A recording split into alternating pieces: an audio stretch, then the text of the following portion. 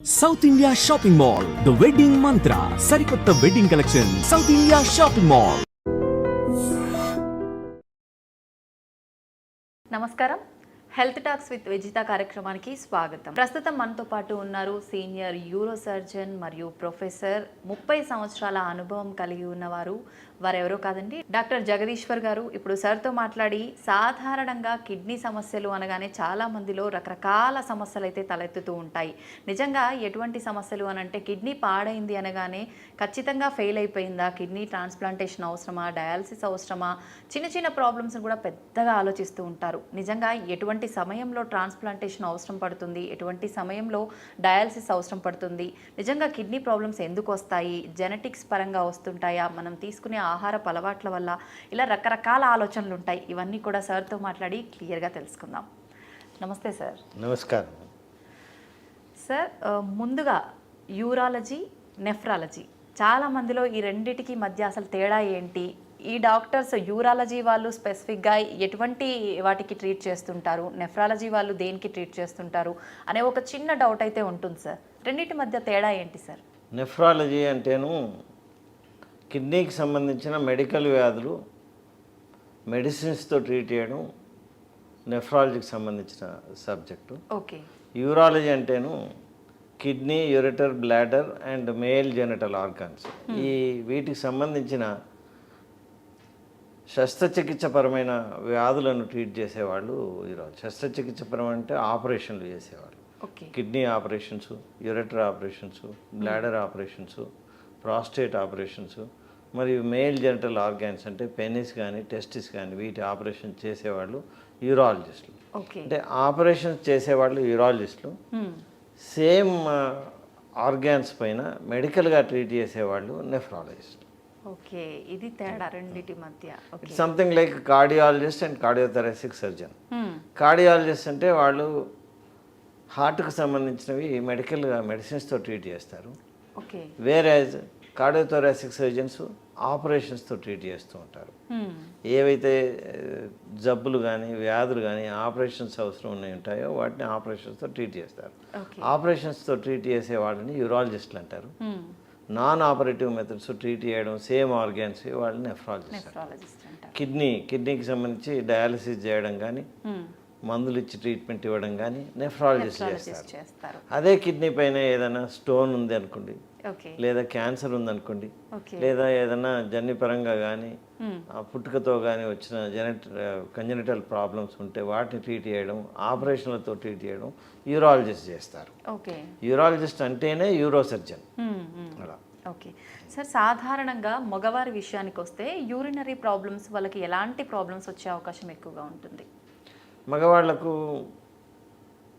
Infections వస్తాయి, but ఆడవాళ్లకు మగవాళ్ళకు ఇద్దరిని కంపేర్ చేస్తే మాత్రం ఆడవాళ్ళకి ఎక్కువగా యూరినరీ ట్రాక్ట్ ఇన్ఫెక్షన్స్ వస్తూ ఉంటాయి. మగవాళ్ళలో వచ్చే కొన్ని స్పెసిఫిక్ జబ్బులు ఏముంటాయంటే ప్రాస్టేట్ గ్లాండ్. ప్రాస్టేట్ గ్లాండ్ రెండు రకాల పెరుగుదల ఉంటుంది. ఒకటేమో క్యాన్సర్కి సంబంధించిన పెరుగుదల, ఇంకొకటి బినైన్ ప్రాస్టేటిక్ హైపోప్లేసియా అని నాన్ క్యాన్సర్ అంటే క్యాన్సర్ కాకుండా ఉండే పెరుగుదల. అది మనం మామూలుగా ప్రతి పెద్ద వయసు వచ్చిన వాళ్ళకి చూస్తూనే ఉంటాం. దానివల్ల మూత్రం లోపల కష్టాలు వస్తూ ఉంటాయి. మూత్రం తక్కువగా పాస్ చేయడం, మాటికి పాస్ చేయడం, పాస్ చేసిన తర్వాత కూడా ఇంకా మిగిలిపోయి ఉండడం, తర్వాత రాత్రి కూడా నిద్రలో నుండి 4-5 సార్లు లేవడం, ఇలాంటి లక్షణాలతో వాళ్ళు ప్రజెంట్ చేస్తారు. లాంటి వాళ్ళకి మేమేంటంటే ప్రాస్టేట్ను చూసి అది పెరిగి ఉండడం వల్ల వచ్చిన ఈ లక్షణాలు ఉంటాయి కాబట్టి దాని ప్రాస్టేట్ను తీసేస్తాం ఆపరేషన్తో. తీసేయడం వల్ల ఆ లక్షణాలన్నీ తగ్గిపోయేసేసి ఈ సమస్యలన్నీ తగ్గిపోయేసేసి మళ్ళీ వాళ్ళు మంచిగా సాఫీగా మూత్రం పోయడం జరుగుతూ ఉంటుంది. ఇది ప్రాస్టేట్ ప్రాబ్లం ఒకటి. ఇంకా ఈ టెస్టిక్యులర్ ప్రాబ్లమ్స్. టెస్టికల్ అనేది వృషణాలు అనేవి male genital organs, male specific కాబట్టి ఆ టెస్టిస్లో క్యాన్సర్ రావచ్చు, టెస్టిస్లో స్వెల్లింగ్స్ రావచ్చు, టెస్టిస్ చుట్టూ నీరు కూడా నిండుకుపోవచ్చు. ఇటువంటి లక్షణాలతో మేల్స్ పురుషులు రావచ్చు. వాటికి ఏవేవైతే ఆపరేషన్లు అవసరం ఉన్న సమస్యలు ఉంటాయి, వాటికి ఆపరేషన్లు చేస్తాం. ఇవే కాకుండా పిల్లలు పుట్టకపోవడం అనేది ఇన్ఫెర్టిలిటీ అంటాం, ఓకే, అది కూడాను మేము ట్రీట్మెంట్ ఇస్తూ ఉంటాం. ఆ సమస్య వచ్చేసేసి చాలా కారణాల వల్ల వస్తూ ఉంటుంది. ఆ కారణాలు ఏ కారణం ప్రొడ్యూస్ చేస్తూ ఉంటుందో, కలుగజేస్తూ ఉంటుందో ఇన్ఫెర్టిలిటీని, ఆ కారణం మేము ట్రీట్ చేస్తాం. చేయడం వల్ల వాళ్ళు మళ్ళీ ఫెర్టిలిటీ వచ్చేసేసి పిల్లలు కనడం కద్దు. ఓకే, లేడీస్లో ఎక్కువగా యూరినరీ ఇన్ఫెక్షన్స్ వచ్చే అవకాశం ఉంటుంది అన్నారు మగవారి కన్నా. ఎలాంటి ఇన్ఫెక్షన్స్? దీనికి కారణం ఏంటంటే మగవాళ్ళ లోపల బ్లాడర్ నుండి బయటకు యూరిన్ పోసే యురేత్రా అనేది చాలా పెద్దగా ఉంటుంది. ఓకే, పెద్దగా ఉండి దాని యొక్క యురేత్రా యొక్క టిప్పు మన యానల్ కెనల్ నుండి పెరీనియం నుండి, అంటే పెరీనియం అంటే కింద ఉండే భాగాన్ని పెరీనియం అంటాం. ఓకే, ఏదైతే ఎక్కడైతే యానల్ కెనలు, ఈ యూరినరీ ఆరిఫిస్, తర్వాత జెనటల్ ఆరిఫిస్ ఇవన్నీ ఉండే ఏరియాను పెరీనియం అంటాం. ఆ పెరీనియంకు ఈ మేల్ ఆరిఫిస్ చాలా దూరంగా ఉంటుంది. యురేత్రా చాలా లాంగ్గా ఉండడం వల్ల, పొడవుగా ఉండడం వల్ల ఇన్ఫెక్షన్స్ పైకి ఎక్కడం తక్కువగా ఉంటుంది. బట్ ఎటొచ్చి ఫిమేల్స్ లోపల మాత్రం ఈ యురేత్రా యొక్క బహిర్గతంగా ఉండే ఆరిఫిసు, ఈ యానల్ ఆరిఫిస్ కానీ జెనటల్ ఆరిఫిస్ కానీ పక్కనే ఉంటుంది. పక్కనే ఉండడం వల్ల ఈ అసెండింగ్ ఇన్ఫెక్షన్స్ మోర్ కామన్గా ఉంటాయి. చాలా అరుదుగా కాకుండా చాలా ఫ్రీక్వెంట్గానే వస్తూ ఉంటాయి. ఫ్రీక్వెంట్గా వస్తూ ఉంటాయి. అందువల్ల ఫీమేల్స్ లోపల ఈ యూరినరీ ట్రాక్ట్ ఇన్ఫెక్షన్స్ ఎక్కువ రావడం, వాటిపైన జాగ్రత్త తీసుకోవడానికి ముందు నుండి ఫీమేల్స్కి మేము కౌన్సిలింగ్ చేయడం ఇది జరుగుతూ ఉంటుంది. ఓకే, ఇప్పుడు ఈ యూరినరీ ఇన్ఫెక్షన్స్ చాలా వరకు చిన్న చిన్న పిల్లల్లో కూడా చూస్తున్నాం కదా సార్, దీనికి రీజన్ ఏమై ఉంటుందంటారు? ఇదే రీజన్ అంటారు? పిల్లలలో ఏంటంటే కొన్ని మీరు ఇంత క్రితమే మనం మాట్లాడుతూ అనుకున్నాం పుట్టుకతో వచ్చే కొన్ని సమస్యలు ఉంటాయని. పుట్టుకతో కొన్ని సమస్యలు ఉంటూ ఉంటాయి. అందులోపల ఏంటంటే కొన్ని రిఫ్లక్స్ డిసీజ్ అని అంటాం. దానివల్ల ఏంటంటే యూరెటర్ అనే ఒక నాళం ఉంటుంది, ఏదైతే కిడ్నీ నుండి మూత్రం తీసుకొచ్చి బ్లాడర్లో వదిలే నాళిక ఉంటుందో దాన్ని యూరెటర్ అంటాం. అది దాంట్లో ఏంటంటే కిడ్నీ నుండి కిందకు వచ్చే ఒక యూని డైరెక్షనల్ పద్ధతి మాత్రమే ఉంటుంది. వీళ్ళ లోపల ఈ కంజంటల్ ప్రాబ్లమ్స్ ఉన్న వాళ్ళ లోపల రిఫ్లక్స్ డిసీజ్ అని బ్లాడర్లో ఉన్న యూరిన్ పైకి కిడ్నీకి ఎగదన్నుతూ ఉంటుంది. మామూలుగా అది జరగకూడదు, అది వాళ్ళ లోపల జరుగుతూ ఉంటుంది. ఆ కండిషన్ కానీ అప్పుడప్పుడు కొన్ని అబ్స్ట్రక్షన్స్, బ్లాడర్ అబ్స్ట్రక్షన్స్ వస్తూ ఉంటాయి వాళ్ళకి పుట్టుకతో. అలా ఉండడం వల్ల కూడా దాన్ని పోస్టీరియర్ వాల్వ్స్ అంటాము. దానివల్ల కానీ, లేదా కొన్ని న్యూరోపతిక్ బ్లాడర్స్ అని పిల్లలలో ఉంటాయి, దానివల్ల కానీ ఇట్లాంటి కంజనిటల్ ప్రాబ్లమ్స్, పుట్టుకతో వచ్చే ప్రాబ్లమ్స్ ఎక్కువగా ఉండడం వల్ల వాటి లోపల ఇన్ఫెక్షన్స్ కూడా ఎక్కువగా ఉంటాయి. ఈ ఉండడం వల్ల ఆ పిల్లలకి బాగా జ్వరం రావడం, చలితో జ్వరం రావడం ఇట్లాంటివి జరుగుతూ ఉంటాయి. వాటికి మేము ఏంటంటే సవ్యమైన ఇన్వెస్టిగేషన్స్ చేసి, అంటే టెస్ట్లు, పరీక్షలు చేసేసి నిర్ధారించుకొని దానికి తగ్గట్టుగా ఆపరేషన్లు చేసి సరి చేసేసి వారికి ట్రీట్మెంట్ ఇవ్వడం వల్ల ఈ యూరినరీ ట్రాక్ట్ ఇన్ఫెక్షన్స్ మాటికి రావడం అనేది తగ్గిపోతూ ఉంటుంది. ఓకే, ఈ యూరినరీ ఇన్ఫెక్షన్స్ ఎక్కువగా వచ్చే వాళ్ళకి కిడ్నీ సమస్యలు వచ్చే అవకాశం ఎక్కువగా ఉంటుంది? తప్పకుండాను. ఇంత క్రితం నేను మాట్లాడుతూ ఉన్నాను, ఈ యూరిన్ బ్లాడర్ నుండి కిడ్నీకి ఎగదనడం మామూలుగా ఉండదు, నార్మల్గా ఉండదు, పిల్లలలో ఉంటుంది. ఆ ఉండడం వల్ల ఏమవుతుందంటే ఈ మూత్రం పైకి ఎగదనడం వల్ల కిడ్నీ లోపల స్కారింగ్స్ వస్తాయి, కిడ్నీ బాగా డైలేట్ అయిపోతుంది. ఇలా ఉండడం వల్ల కిడ్నీ పనితనం కూడా తగ్గిపోయి వాళ్ళు కిడ్నీ ఫెయిల్యూర్తో రావచ్చు, మాటికి యూరినరీ ట్రాక్ట్ ఇన్ఫెక్షన్స్ రావచ్చు. వచ్చి ఆ కిడ్నీ పనితనం అంతా తగ్గిపోతూ ఉంటుంది, కిడ్నీ అంతా స్కార్ అయిపోయేసేసి కిడ్నీ పనితనం తగ్గిపోయేసి వాళ్ళు కిడ్నీ ఫెయిల్యూర్తో కూడా రావడానికి ఆస్కారం ఉంటుంది. సెక్సువల్ ట్రాన్స్మిటెడ్ అంతేకాకుండా వాళ్ళకు రాళ్ళు తయారయ్యే అవకాశం కూడా ఉంటుంది కిడ్నీ లోపల. ఈ ప్రాబ్లం, ఈ సమస్యల వల్ల యూరినరీ ట్రాక్ట్ ఇన్ఫెక్షన్స్ ఎక్కువగా కిడ్నీలో ఉండడం వల్ల రాళ్ళు కూడా తయారయ్యే అవకాశం ఉంటుంది.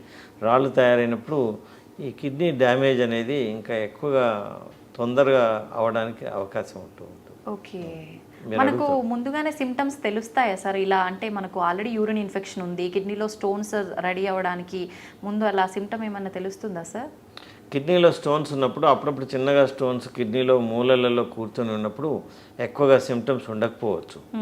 కానీ ఆ రాయి కొంచెం పెద్దగా తయారైతే ఈ పక్క లోపల ఓకే. పక్క లోపల నొప్పి వస్తూ ఉంటుంది. ఆ సేమ్ స్టోన్ మళ్ళీ అది కిడ్నీ నుండి కిందకి మూత్రనాళిక అంటాం, యురెటర్ అంటాం. ఆ యురెటర్లో ఒకవేళ పడిపోతే మాత్రం అక్కడ చాలా నొప్పి కలిగేస్తూ ఉంటుంది. అది ఓకే.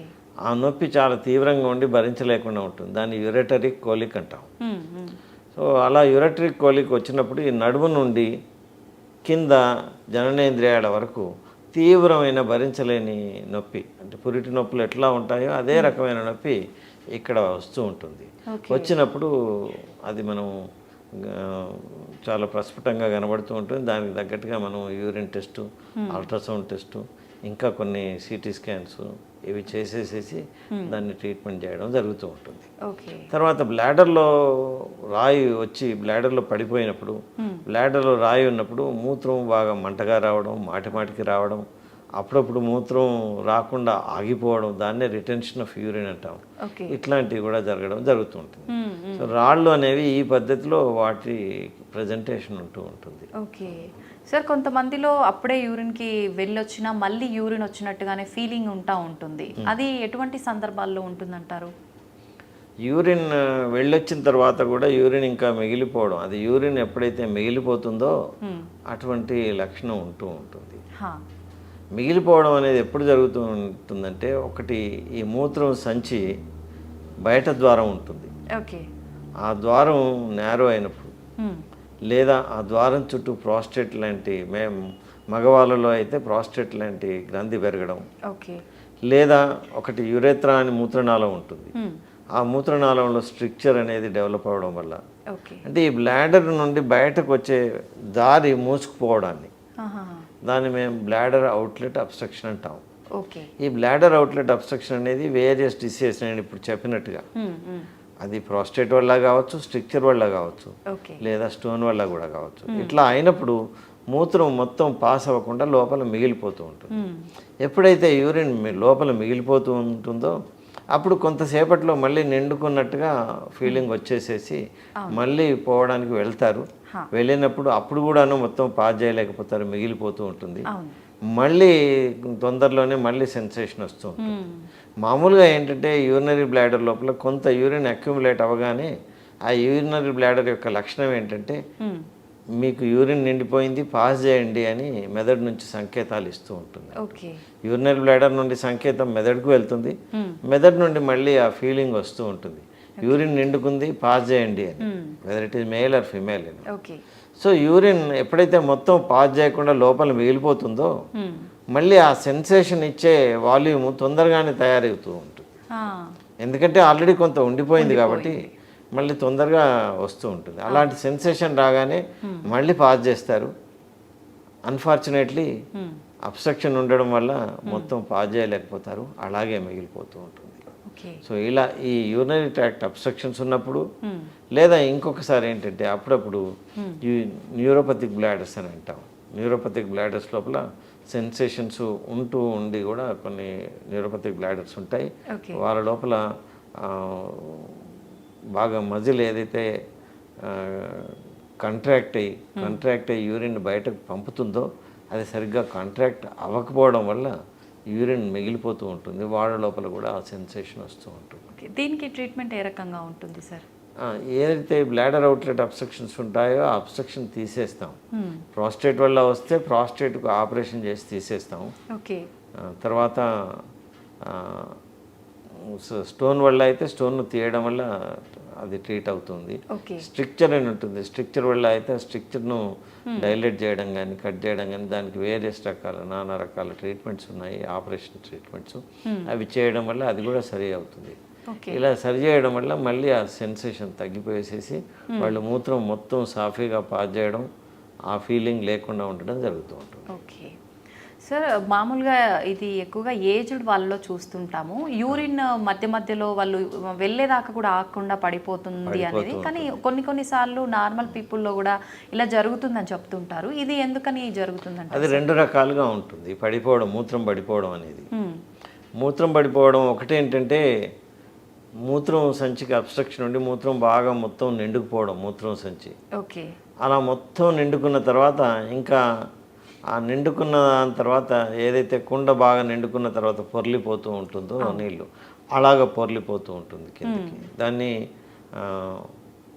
ఓవర్ఫ్లో ఇన్కాంటినెన్స్ అంట. ఓకే. అది బాగా డిస్టెండ్ అయిపోయేసేసి కిందకి అవుతుంది. వచ్చేస్తుంది. ఇంకొక రకం ఏంటంటే అది మూత్రం సంచి నుండి వేరే రంధ్రం పడేసేసి, ఇప్పుడు ఫీమేల్స్ లోపల కొందరికి ఏమవుతుందంటే మూత్రం సంచి నుండి వెజైనాకి రంధ్రం పడిపోతూ ఉంటుంది. ఓకే. అది డిసీజెస్ వల్ల కావచ్చు, లేదా అప్పుడప్పుడు ఆపరేషన్లలో అయాట్రోజెనిక్ అంటే ఆపరేషన్లలో కొంత సమస్యలు వచ్చేసేసేసి ఈ మూత్రం సంచి నుండి వెజైనాకి కమ్యూనికేషన్ డెవలప్ అవుతూ ఉంటుంది. దాన్ని ఫిస్టులా అంటాం. ఇక్కడ ఇది మూత్రం సంచి. మూత్రం సంచి దగ్గర ఇక్కడ వచ్చేసేసేసి స్పింక్టర్ ఉంటుంది. ఓకే. స్పింక్టర్ అంటే అది క్లోజ్ చేసేస్తుంది. హా. నిండుకున్న మూత్రం బయటకి అనుకున్నప్పుడే, అవకాశం ఉన్నప్పుడే, మనం పోసినప్పుడే అది ఓపెన్ అవుతుంది, ఆ గేట్ ఓపెన్ అవుతుంది. ఓకే. సో అలా కాంటినెంట్ మెకానిజం అని అంటాం. ఆ స్పింక్టర్ ఓపెన్ అయినప్పుడే మూత్రం బయటకు వస్తూ ఉంటుంది. ఓకే.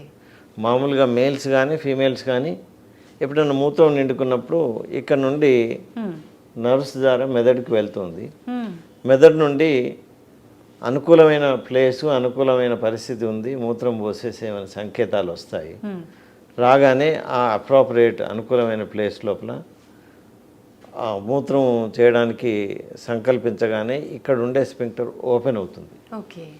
ఓపెన్ అవ్వగానే ఈ మూత్రం బయటకి పోవడానికి దారి ఓపెన్ అవుతుంది.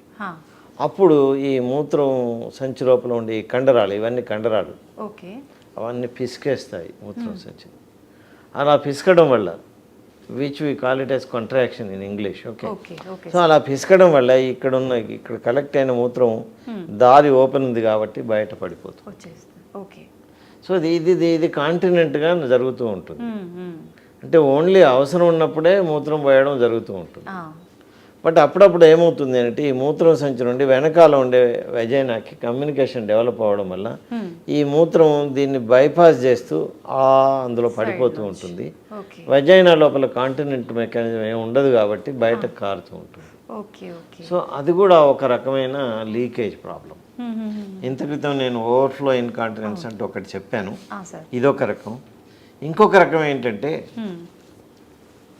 ఈ కండరాలకు మాటిమాటికి కాంట్రాక్ట్ అయ్యే అలవాటు డెవలప్ అవుతూ ఉంటుంది. అది ఎలాంటి సందర్భాల్లో? దాన్ని అంటే ఓవర్ యాక్టివ్ బ్లాడర్ అని అంటాం. ఓకే. ఓఏబి అంటాం, ఓవర్ యాక్టివ్ బ్లాడర్. అది కొన్ని ఇన్ఫెక్షన్స్ వల్ల కావచ్చు, కొన్ని న్యూరలాజికల్ ప్రాబ్లమ్స్, నర్వ్స్ ప్రాబ్లమ్స్ వల్ల కావచ్చు, అలా అవుతూ ఉంటుంది. ఇది చాలా బలంగా అది కాంట్రాక్ట్ చేయడం వల్ల ఇక్కడ ఇది ఓపెన్ చేయాల్సి వస్తుంది. ఓకే. అంటే కొంతమంది చెప్తుంటారు ఎక్కువసేపు ఆపుకోలేకపోతున్నాము అని చెప్పి, ఇలాంటి సందర్భాల్లోనే అవుతుందా సార్? ఇంకా ఎక్కువసేపు ఆపుకోలేకపోవడం ఇంకో రకమైనది కూడా ఉంటుంది. అంటే ఇవన్నీ రకాలు. ఇంకొక మేము ఏ రకం ఉందని చూసి అది నిర్ధారించుకున్న తర్వాత ఆ రకం ట్రీట్మెంట్ ఇస్తూ ఉంటాం. ఇంకొక రకం ఏంటంటే ఈ మూత్రం సంచి మామూలుగా 300 to 500 మధ్యన ఉంటుంది దీని కెపాసిటీ. కొందరికి డిసీజెస్ వల్ల ఏమవుతుంది అంటే దీని కెపాసిటీ 100 mlకి వచ్చేస్తుంది, తగ్గిపోతుంది. తగ్గిపోయినప్పుడు వాళ్లకు ఆ రిజర్వాయర్ కెపాసిటీ ఉండదు కాబట్టి కొంత నిండగానే వెళ్ళిపోతారు. మళ్ళీ తొందరగా నిండిపోతుంది, మళ్ళీ వెళ్ళాల్సి వస్తుంది. మళ్ళీ తొందరగా నిండుతుంది, మళ్ళీ వెళ్తాం. సో అలా ఇలా ఎన్నో రకాలు ఉంటాయి. ఏ రకమైనదని మేము నిర్ధారించుకుంటాం. ఒకటి పేషెంట్తో మాట్లాడి వాళ్ళ యొక్క ఈ రోగ లక్షణాలను మేము అనలైజ్ చేయడం ఒకటి. రెండవది దానికి అప్రాపరియేట్గా ఇన్వెస్టిగేషన్ చేసేసి ఇన్వెస్టిగేషన్స్ లోపల నిర్ధారణ చేసుకోవడం ఇంకొకటి. ఇలా చేసుకున్న తర్వాత ఇది ఏ రకమైన కండిషన్ అని తెలుసుకొని దానికి తగ్గట్టుగా మేము ఆపరేషన్ చేస్తాం. ఓకే సార్, చాలామంది యూరిన్ పాస్ చేసేటప్పుడు మంట, నొప్పి బాగా ఉంటుంది అని అంటుంటారు. ఎటువంటి అంటే బయటికి సిమ్టమ్స్ అలా ఏమి ఉండదు, హెల్త్ కరెక్ట్గానే ఉంటుంది, నార్మల్గా కూడా ఇలా మండుతోంది యూరిన్కి వెళ్ళినప్పుడు అని చెప్తూ ఉంటారు. అది ఎలాంటి? అది యూరినరీ ట్రాక్ట్ ఇన్ఫెక్షన్స్ ఉండడం వల్ల, ఇన్ఫెక్షన్స్ ఉన్నప్పుడు సివియర్ యూరినరీ బ్లాడర్ కాంట్రాక్షన్స్, మూత్రకోశం అంటాము, మూత్రకోశం యొక్క కండరాలు ఏవైతే ఉందో అది తీవ్రంగా కంట్రాక్ట్ అవ్వడం, ఓకే. లేదా పెయిన్ ఫైబర్స్ స్టిమ్యులేట్ అవ్వడం, ఇవి జరుగుతూ ఉంటాయి. ఇవి మామూలుగా ఎక్కువగా యూరినరీ ట్రాక్ట్ ఇన్ఫెక్షన్స్లలో జరుగుతూ ఉంటాయి. ఓకే. తర్వాత ఇంటర్స్టిషియల్ సిస్టైటిస్ అనే ఒక కండిషన్ ఉంది. అది అక్కడ ఇన్ఫెక్షన్ ఉండదు కానీ ఇన్ఫెక్షన్స్కి ఉండే సిమ్టమ్స్ అన్నీ అక్కడ ఉంటాయి. అటువంటి కండిషన్స్ లోపల కూడాను తీవ్రమైన నొప్పితో కూడిన యూరినేషను జరుగుతూ ఉంటుంది. దానికి ఆయా డిసీజెస్ను మనం డయాగ్నోజ్ చేసేసి వాళ్ళకు ఉండే లక్షణాలను బట్టి తర్వాత వాళ్ళకు కొన్ని ఇన్వెస్టిగేషన్ చేసి ఆ యొక్క పర్టికులర్ డిసీజ్ను మేము డయాగ్నోజ్ చేసిన తర్వాత దాన్ని ట్రీట్ చేయడం వల్ల ఇవి తగ్గిపోతాయి. ఓకే సార్, చాలామంది చెప్తూ ఉంటారు ఎక్కువసేపు యూరిన్ పాస్ చేయకుండా ఆపేయటం వల్ల మనకు కిడ్నీలో స్టోన్స్ వచ్చే అవకాశం ఉంది అని చెప్పి, అది నిజమేనా సార్? అవును. అంటే నేను ఇంతకు చెప్తున్నట్టుగా మనం దీన్ని ఒక ఈ పారుతున్న డ్రైనేజ్ మాదిరిగా, ఓపెన్ డ్రైనేజ్ సిస్టంలో పారుతున్న డ్రైనేజ్ మాదిరిగా మనం ఉదాహరించుకోవచ్చు. పారుతున్నంత కాలం సమస్యలే ఉండవు. పారడం ఆగిపోయి ఎక్కడైతే స్టేసిస్ ఉంటుందో stasis is going to invite the problems. Okay. Stasis ఉన్నప్పుడు ఓపెన్ డ్రైనేజ్ సిస్టంలో ఎలాగైతే దోమలు ఈగలు ముసురుతూ ఉంటాయో అట్లాగే ఇక్కడ కూడాను వెన్నెవర్ స్టాటిక్ యూరిన్ ఉంటేను అక్కడ ఇన్ఫెక్షన్ రావడం కద్దు, ఇన్ఫెక్షన్ ఉండి స్టాటిక్ యూరిన్ ఉన్న దగ్గర స్టోన్స్ ఉండడం కద్దు. అందువల్ల టూ లాంగ్ ఎ పీరియడ్ అలా విత్హోల్డ్ చేయడం వల్ల సమస్యలు ఉత్పన్నం కావచ్చు. బట్ అంత లాంగ్ పీరియడ్ ఉండకుండా మామూలు చెక్ మెకానిజమ్స్ ఉంటూ ఉంటాయి బాడీలో. బట్ వాటిని కూడా ఓవర్కమ్ చేస్తూ టూ లాంగ్ ఏ పీరియడ్ చేస్తే వాళ్ళకి ఇట్లాంటి సమస్యలు రావడానికి అవకాశం ఉంటుంది.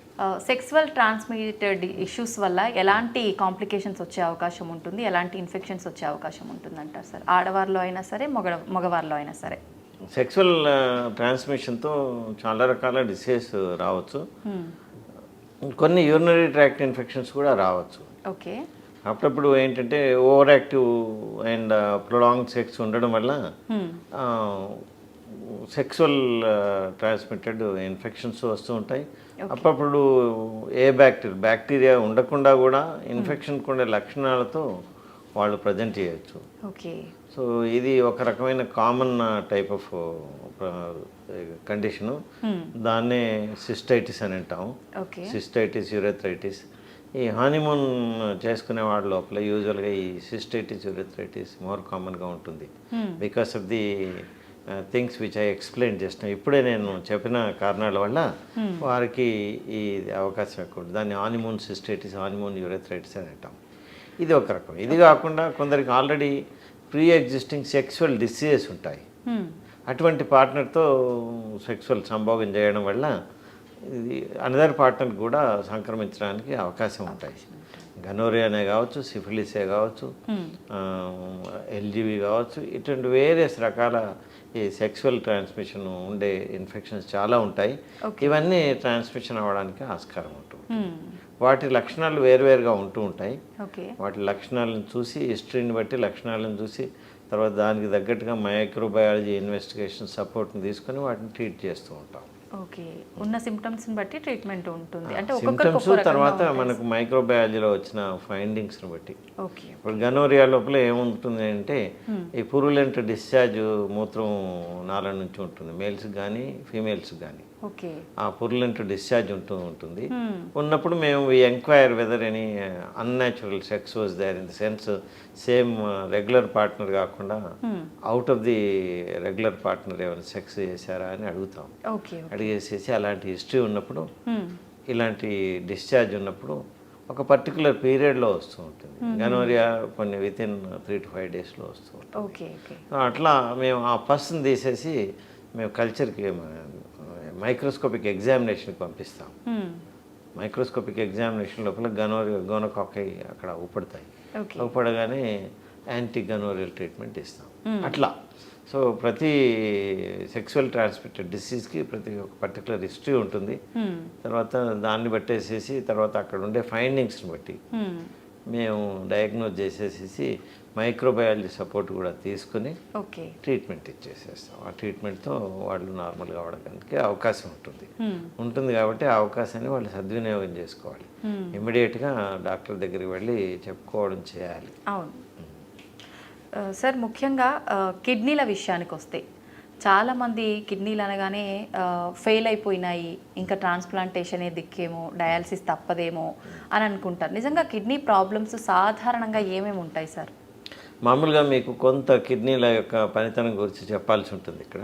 సార్ ప్రతి ఒక్కరికి 2 కిడ్నీలు ఉంటాయి. అవి మూసిన చేయి పరిమాణంలో, పిడికిల పరిమాణంలో ఉంటాయి. ఓకే. 12 సెంటీమీటర్స్ లెంత్, 6 సెంటీమీటర్స్ వెడుతూ ఉంటాయి. అవి ఇక్కడ నడుములో వెనుక భాగంలో ఉంటాయి, వీపు భాగంలో ఉంటాయి. ఓకే.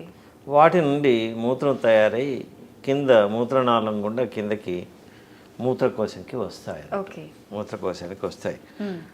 దాన్ని మనం ఈ కిడ్నీల నుండి కిందకి మూత్రం వస్తూ ఉంటుంది. సంచి లోపల, మూత్రకోశం లోపల మూత్రం వదిలిన తర్వాత మళ్ళీ మూత్రం విసర్జన జరుగుతూ ఉంటుంది నిండిన తర్వాత. అయితే ఈ కిడ్నీల లోపల ఏంటంటే ఈచ్ కిడ్నీ, ప్రతి కిడ్నీ కూడాను 60 GFR పనితనం ఉంటుంది. దీన్ని మనం కలోక్యువల్ టర్మ్స్లో చెప్పాలంటే ఈ కిడ్నీ ఒక 60 రూపాయలు సంపాదిస్తుంది, ఈ కిడ్నీ ఒక 60 రూపాయలు సంపాదిస్తుంది. రెండు కలిసి 120 రూపాయలు సంపాదిస్తాయి. మామూలుగా బాడీకి ఖర్చు పెట్టాల్సింది అవసరం ఉన్న డబ్బు మాత్రం 32-33 రూపాయలు మాత్రమే. ఈ 32 నుండి ఆ పైన ఉండే 120 మధ్యలో ఉండేది రిజర్వ్. ఓకే. మనకు ఇంట్లో మనకు రొటీన్గా ఖర్చు కావాల్సిన మనీ కన్నా ఎక్కువ మనీ మనం అలమారులో రిజర్వ్ పెట్టుకున్నట్టుగా అది రిజర్వ్ పెట్టుకుంటాయి 2 కిడ్నీలు కలిసి. ఎప్పుడైతే కిడ్నీల పనితనం తగ్గిపోయేసేసి ఈ 32-33 రూపాయల కన్నా కిందకి పడిపోతే మాత్రం 2 కిడ్నీలది కలిపి పడిపోయినప్పుడు అప్పుడు మామూలు ఈ సీరం క్రియాటిన్ అనేది పెరుగుతూ ఉంటుంది. ఓకే. మనం తిన్న పదార్థాలలో ప్రోటీన్స్ లోపల ఉండే కొన్ని పదార్థాలు, అమైనో యాసిడ్స్, ఇవన్నీ బాగా జీర్ణమైపోయేసేసి టాక్సిక్ ప్రొడక్ట్స్గా మారుతాయి. ఓకే. ఈ టాక్సిక్ విష పదార్థాలు వీటిని ఏమంటే ఒకటి యూరియా, క్రియాటినిన్, అమోనియా, ఇవి టాక్సిక్ పదార్థాలు. ఓకే. ఈ టాక్సిక్ పదార్థాలన్నీ బ్లడ్లో మూవ్ అవుతుంటాయి, సర్క్యులేట్ అవుతుంది, ప్రవహిస్తూ ఉంటాయి. కిడ్నీ ఏం చేస్తుందంటే వీటిని అలా తీసేసుకుంటుంది, తీసేసుకొని కింద మూత్రంలో పడేస్తూ ఉంటుంది. కంటిన్యూస్గా ఈ పని చేస్తూనే ఉంటుంది, ఇలా తీసుకుంటుంది, అలా పడేస్తూ ఉంటుంది. ఎప్పుడైతే కిడ్నీ ఈ పని తను ఆగిపోయింది అనుకోండి, ఆగిపోయినప్పుడు ఈ రక్తం లోపల ఉండే యూరియా కానీ, క్రియాటిన్ కానీ, అమ్మోనియా కానీ ఇవి తీసుకోబడవు, అలాగే పెరిగిపోతూ ఉంటాయి. సో వాటి యొక్క నార్మల్ వాల్యూస్ ఎంతో మనకు తెలుసు. సో ఎప్పుడైతే పెరిగిపోతున్నాయో దాని అర్థం ఏంటంటే కిడ్నీ పనిచేయట్లేదు అని అర్థం. ఓకే. మామూలుగా 33 GFR ఉండే వరకు, అంటే ఈ 33 రూపాయల కన్నా తక్కువ సంపాదన అయినప్పుడే, 33 కన్నా తక్కువ వర్క్ చేసినప్పుడే 2 కిడ్నీలు కలిసి అప్పుడే క్రియాటిన్ పెరగడం జరుగుతూ ఉంటుంది, యూరియా పెరగడం జరుగుతూ ఉంటుంది, అమ్మోనియా పెరగడం జరుగుతుంది. అంటే అంత రిజర్వ్ తగ్గిపోవాలి, దగ్గర 87 రూపాయలు ముందు రిజర్వ్ వెళ్ళిపోవాలి. అంటే 32 నుండి 120 మధ్యలో ఉండేవి 87 రూపాయలు. ఆ 87 GFR తగ్గిపోవాలి, రిజర్వ్ తగ్గిపోవాలి. తగ్గిపోయి 32 కన్నా తక్కువ అవుతూ ఉండాలి. ఉన్నప్పుడే ఈ సీరం క్రియాటిన్ రేజ్ అవుతూ ఉంటుంది. అంటే అలా రక్తం నుండి తీసి మూత్రంలో పడేసే తత్వం తగ్గిపోతూ ఉంటుంది. ఎప్పుడైతే అది 5 వరకు కానీ 10 వరకు కానీ తగ్గిపోయింది అనుకోండి, అప్పుడు దాన్ని కంప్లీట్ రీనల్ ఫెయిల్యూర్ అని అంటాం. అలా 5-10 కన్సిస్టెంట్గా అలాగే ఉండిపోయింది చాలా రోజుల నుండి ఉంటే అప్పుడు మనం దాన్ని ఎండ్ స్టేజ్ డిసీజ్ అంటాం. ఈ క్రానిక్ కిడ్నీ డిసీజ్ లోపల ఎండ్ స్టేజ్ వచ్చిందంటాం. ఆ 5-10 కన్నా కన్సిస్టెంట్గా తక్కువ ఉన్న వాళ్ళకి మనం ఈ కిడ్నీ చేయాల్సిన పనిని ఇవ్వాల్సి ఉంటుంది.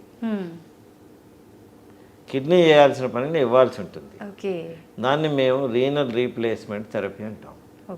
ఏం చేస్తారు సార్? అప్పుడు రీనల్ రీప్లేస్మెంట్ థెరపీ లోపల పెరిటోనియల్ డయాలిసిస్ అని ఒకటి ఉంటుంది, అది చేస్తాం. హీమోడయాలిసిస్ అని ఉంటుంది, అంటే బ్లడ్ని తీసుకుని శుద్ధి చేసి మళ్ళీ బాడీ లోపలికి ఎక్కించడం, దాన్ని హీమోడయాలిసిస్ చేయడం ఆపేసింది కాబట్టి ఆర్టిఫిషియల్గా చేస్తాం. సో పెరిటోనియంలో ట్యూబ్స్ పెట్టేసేసి పెరిటోనియం లోపలికి ఫ్లూయిడ్ పంపి అది మొత్తం బాడీలో ఉన్న విష పదార్థాలను తీసుకున్న తర్వాత మళ్ళీ బయటకి అవుట్లెట్ ఎగ్జిట్ చేస్తాం. అది కలెక్ట్ చేస్తాం. అట్లా ఈ పెరిటోనియంలో చేసేదాన్ని పెరిటోనియల్ డయాలిసిస్ అంటాం. ఓకే. ఈ బ్లడ్ని తీసుకుని రక్తనాళాల నుండి చెడిపోయిన రక్తాన్ని తీసుకొని శుద్ధి చేసి మళ్ళీ ఎక్కించడాన్ని హీమోడయాలిసిస్ అంటాం. ఇంకొక రకమైన రీనల్ రీప్లేస్మెంట్ థెరపీ ఉంది. ఏంటి సార్? దాంట్లో ఒక వేరే డోనర్ నుండి కిడ్నీ తీసుకొచ్చి బాడీలో పెడతాం. ట్రాన్స్ప్లాంట్. దాన్ని రీనల్ ట్రాన్స్ప్లాంటేషన్ అంటాం. ఓకే. అలా రీనల్ ట్రాన్స్ప్లాంటేషన్ చేసినప్పుడు కూడా దాన్ని కూడా అది another type of renal replacement therapy. అది semi permanent therapy for renal failure. అందుకొరకే రీనల్ ఫెయిల్యూర్ వచ్చే వాళ్ళకి ఏం చేస్తూ ఉంటాం, మీరు విన్నట్టుగా బయట పెరిటోనియల్ డయాలిసిస్ చేస్తాం, లేదా హీమోడయాలిసిస్ చేస్తాం, లేదా కిడ్నీ ట్రాన్స్ప్లాంట్ చేస్తాం. ఈ 3 చెప్పారు కదా సార్, ఏదేది ఎటువంటి కండిషన్లో అవసరం పడుతుంది? అందరికీ డయాలిసిస్ అవసరం పడుతూ ఉంటుంది. అందరికీ డయాలిసిస్ అవసరం ఉన్న వాళ్ళకి ఫిట్నెస్ ఉందా లేదా అని చూస్తాం. ఓకే. పేషెంట్ ఫిట్గా ఉంటే ఫిట్గా ఉన్న ప్రతి పేషెంట్కి కిడ్నీ ట్రాన్స్ప్లాంట్ వెళ్ళమని చెప్తాం. ఓకే. అంటే అంటే ఇమ్యూనిటీ ప్రతి ఒక్కరికి హీమోడయాలిసిస్ కానీ పెరిటోనియల్ డయాలిసిస్ కానీ చేస్తాం రెగ్యులర్గా. అంటే ఎవరికి ఏది చేస్తాం అనేది కొంచెం డీటెయిల్గా వెళ్ళాల్సి వస్తూ ఉంటుంది. ఎవరికైతే హీమోడయాలిసిస్ కుదరదో ఈ రక్తనాళాలది మనకు ఏదైతే యాక్సెస్ ప్రాబ్లమ్స్లోకి వెళ్తుందో అప్పుడు పెరిటోనియల్ డయాలిసిస్ చేస్తాం. లేదా కొందరు ఇంటి దగ్గరే ఉండి చేయించుకుంటామని అంటే there is one method called, ఒక పద్ధతి ఉంది, దాన్ని ఏమంటామంటే కంటిన్యూస్ అంబులేటరీ పెరిటోనియల్ డయాలిసిస్ అంటే CAPD అంటాం. అది ఇంటి దగ్గర చేసుకోవచ్చు, ఎవరికి వాళ్ళు. అంటే మనం నేర్పిస్తాం, వాళ్ళకి ట్రైనింగ్ ఇస్తాం పేషెంట్కి. పెరిటోనియం లోపల ఒక క్యాథెటర్ పెట్టేసేసి అది సెమీ పర్మనెంట్ క్యాథెటర్ పెడతాం. పెట్టేసేసి ఒక టెక్నీషియన్ పంపి పేషెంట్కి అంతా నేర్పించేసేసి ఎంత ఫ్లూయిడ్ పెరిటోనియంలోకి పంపాలి, అది ఎంతకాలం తర్వాత బయటకి డ్రైన్ చేయాలి అని అన్నీ నేర్పిస్తాము. అది స్టెరైల్ పద్ధతిలో ఎలా హ్యాండిల్ చేయాలి దాన్ని అన్నది కూడా నేర్పిస్తాం. చేయడం వల్ల పేషెంట్ ఇంటి దగ్గర ఉండి తను చేసుకోవడం కుదురుతుంది. కొంత అవసరం ఉన్నప్పుడు మేము టెక్నీషియన్స్ పంపించి ఆ టెక్నీషియన్స్ కలిసి చేయిస్తూ ఉంటాం. ఎంతసేపు ఉంటుంది సార్ ఈ డయాలిసిస్ ప్రాసెస్ అనేది? అది డిపెండ్స్ అపాన్ ది బ్లడ్లో ఉన్న పరిస్థితిని బట్టి ఉంటుంది. కొందరికి అంటే 2 గంటల నుండి 4 గంటల వరకు చేస్తూ ఉంటాం. కొందరికి ప్రతిరోజు అవసరం ఉంటుంది. ఎక్కువ మందికి ఒక దినం తప్పి ఇంకొక దినం అంటే ఆల్టర్నేట్ డేస్లో చేస్తూ ఉంటాం. ఇంకా కొందరికి ఎవ్రీ 3rd డే కానీ ఎవ్రీ 4th డే కానీ రిక్వైర్మెంట్ బట్టి మేము అది తయారు చేస్తాము. ఆ ఇంటర్వెల్ ఆ రిక్వైర్మెంట్ అనేది చూడడానికి యూజువల్గా నెఫ్రాలజిస్ట్ చేస్తారు. బ్లడ్లో ఉండే పారామీటర్స్, వారి పేషెంట్లో ఉండే లక్షణాలను బట్టి, పేషెంట్ చాలా ఉబ్బిపోయి ఉన్నారు, లేదా పేషెంట్కి ఏంటంటే లోపల పొటాషియం చాలా పెరిగిపోయింది, క్రియాటినిన్ చాలా పెరిగిపోయింది, తర్వాత అసిడోసిస్ కూడా చాలా ఉంది, ఇటువంటి లక్షణాలన్నీ మేమంటే కొన్ని పారామీటర్స్ ఉంటాయి. ఆ పారామీటర్స్కి ఉండే తీవ్రతను బట్టి duration of the dialysis decide చేస్తాం. తర్వాత ఇంటర్వెల్ బిట్వీన్ ది డయాలిసిస్ కూడా నిర్ణయం చేస్తాం. ఓకే సార్, ముఖ్యంగా ఇప్పుడు ట్రాన్స్ప్లాంట్ అన్నారు కాబట్టి ఎలా ఉంటుంది సార్ ఈ ప్రాసెస్ అంతా? మేము విన్నంత వరకు చాలా వరకు రిజెక్ట్ అవుతూ ఉంటుంది, మ్యాచ్ అవ్వదు, చాలా రకాల ఇబ్బందులు ఉంటాయి ట్రాన్స్ప్లాంట్ అనగానే అని చెప్తుంటారు కదా సార్, ఇదంతా నిజమేనా? ఇప్పుడు there are many types of transplantations. ఒకటేమో లైవ్ ట్రాన్స్ప్లాంటేషన్ అంటాం. లైవ్ ట్రాన్స్ప్లాంటేషన్ లోపల లా ప్రకారం ఓన్లీ లైవ్ రిలేటెడ్ పీపుల్ నుండే తీసుకోవాలి. ఈ ట్రాన్స్ప్లాంటేషన్కు సంబంధించి రిలేటెడ్ అంటే సహోదరులు, సిబ్లింగ్స్, తల్లిదండ్రులు, parents, or offsprings, children. అంటే ఒక 55 years అతనికి రీనల్ ఫెయిల్యూర్ వచ్చింది, ఆయన చైల్డ్ 30 years ఉన్నారనుకోండి, 30 years child can give. So children also can give. తల్లిదండ్రులు, చిల్డ్రన్, సహోదరులు, siblings, that we call it in English is of springs, parents, of springs, parents and siblings. ఇది కాకుండా దో spouse genetically unrelated ఉన్నప్పటికీ emotionally very close కాబట్టి లా ప్రకారం spouse కూడాను ఇవ్వచ్చు. వీరు కాకుండా వేరే వాళ్ళందరూ మాత్రం అన్రిలేటెడ్ కేటగిరీ కింద పెట్టడం జరుగుతూ ఉంటుంది. మేనమామలు కావచ్చు, చిన్నమ్మలు కావచ్చు, వీళ్ళందరూ. ఈ మధ్యన ఇండియన్ గవర్నమెంట్ తాత కానీ అమ్మమ్మ కానీ నాయనమ్మని కానీ గ్రాండ్ పేరెంట్స్ని రిలేటెడ్ కింద ఇంక్లూడ్ చేసేసారు. ఓకే. కాబట్టి ఈ కేటగిరీ, ఈ 5 కేటగిరీ వాళ్ళ నుంచి మనం కిడ్నీ తీసుకొని పెట్టినప్పుడు అప్పుడు గవర్నమెంట్ యొక్క నేరుగా అప్పటిదప్పుడే పర్మిషన్ అవసరం లేదు.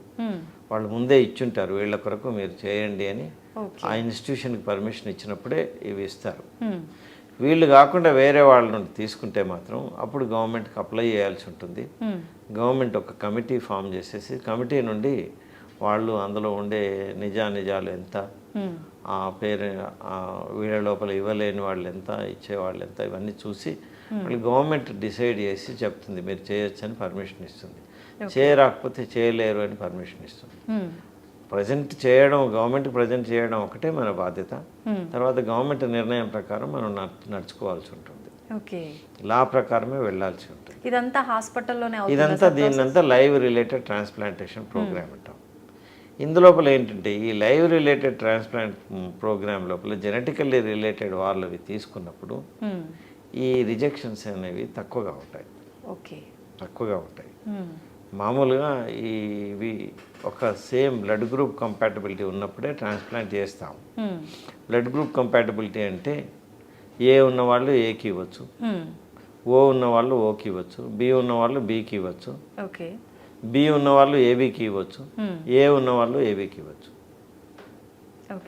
అర్థమైంది సార్. ఓ ఉన్న వాళ్ళు మాత్రం ఓ వాళ్ళకి ఇవ్వడం జరుగుతుంది. ఓ రెసిపెంట్ ఉంటే ఓ వాళ్ళ దగ్గర నుండే తీసుకోవాలి. అయితే ఈ మధ్యన ఏంటంటే బ్లడ్ గ్రూప్ ఇన్కంపాటబుల్ ట్రాన్స్ప్లాంట్స్ అని చేయడం జరుగుతూ ఉంటుంది. దానికి ఏంటంటే పేషెంట్ బాగా ప్రిపేర్ చేయాల్సి ఉంటుంది. ఇది కూడాను మన లైవ్ రిలేటెడే చేయాల్సి ఉంటుంది. Siblings, of springs, parents, spouse, grand parents వీళ్ళ నుంచే చేయాల్సి ఉంటుంది. వాళ్ళ లోపల ఈ బ్లడ్ గ్రూప్ ఇన్కంపాటబుల్ ఉంటే మనం కంపల్సరీగా చేయాల్సిన అవసరం వస్తే అప్పుడు ప్లాస్మా ఫెరసిస్ అని ఒకటి ప్రొసీజర్ ఉంటుంది. ఒక 6 నుండి 8 సార్లు ఈ ప్లాస్మా ఫెరసిస్ చేసి వాళ్ళ లోపల ఉండే యాంటీబాడీస్, ఇన్కంపాటబుల్ యాంటీబాడీస్ ఉంటే వాటిని తీసేసి అప్పుడు ట్రాన్స్ప్లాంటేషన్ చేయడం జరుగుతూ ఉంటుంది. ఇది రీసెంట్గా ఇక్కడ మా దగ్గర రీసెంట్గా చేసాము మేము. ఏబిఓ ఇన్కంపాటబుల్ ట్రాన్స్ప్లాంటేషన్ చేసాం. చక్కగా ఉన్నాడు. ట్రాన్స్ప్లాంట్ అతికించే పద్ధతి సేమ్ ఉంటుంది. Surgical procedure will be the same for very ABO incompatible అయినా ఏబిఓ కంపాటబుల్. బట్ ముందు తయారు చేసే పద్ధతి మాత్రం వేరుంటుంది. దాంట్లో నెఫ్రాలజిస్ట్ ఈ ప్లాస్మా ఫెరసిస్ అని చేయడం జరుగుతూ ఉంటుంది. చేసి పేషెంట్ని ప్రిపేర్ చేయడం జరుగుతుంది. ఇది రిజెక్షన్ గురించి మీరు అడిగారు.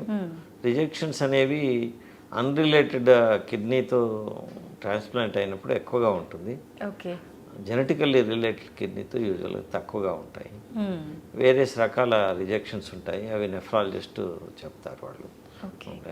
హైపర్ అక్యూట్ రిజెక్షన్ అని, అంటే మనం చేసి ఆన్ ది టేబుల్ మనం క్లాంప్స్ తీయగానే రక్త ప్రసరణం ఏదైతే ఉంటుందో దాన్ని రీఎస్టాబ్లిష్ చేసే టైంలోనే కిడ్నీ రిజెక్ట్ అయిపోతుంది. దాన్ని హైపర్ అక్యూట్ రిజెక్షన్ అంటాం. కొందరికి ఏంటంటే కొన్ని రోజుల నుండి కొన్ని వారాల్లో రిజెక్ట్ అవుతుంది. అప్పుడు దాన్ని అక్యూట్ రిజెక్షన్ అంటాం. కొందరికి కొన్ని ఏళ్ల తర్వాత అవుతూ ఉంటుంది. అది బికాస్ ఆఫ్ వాస్కులర్ ప్రాబ్లమ్స్ ఉండి వెసల్స్ అన్ని నేరో అవడం వల్ల ఇట్లా దాన్ని క్రానిక్ రిజెక్షన్ అంటాం. సో ఈ రిజెక్షన్స్ ఉంటూ ఉంటాయి. కానీ మనం ఏంటంటే ఈ ట్రాన్స్ప్లాంట్ ప్రోగ్రామ్ లోపల, ఈ ట్రాన్స్ప్లాంట్ చేసే సెంటర్లో ప్రోగ్రామ్ లోపల ఎంత సక్సెస్ రేట్ ఉంటుంది అని చూస్తాం.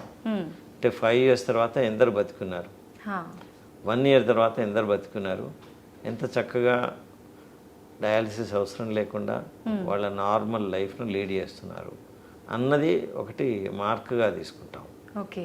దాన్ని 1 year సర్వైవల్స్ అంటాం. అంటే ట్రాన్స్ప్లాంట్ తర్వాత కూడా డయాలసిస్ అవసరం పడుతుందా సార్?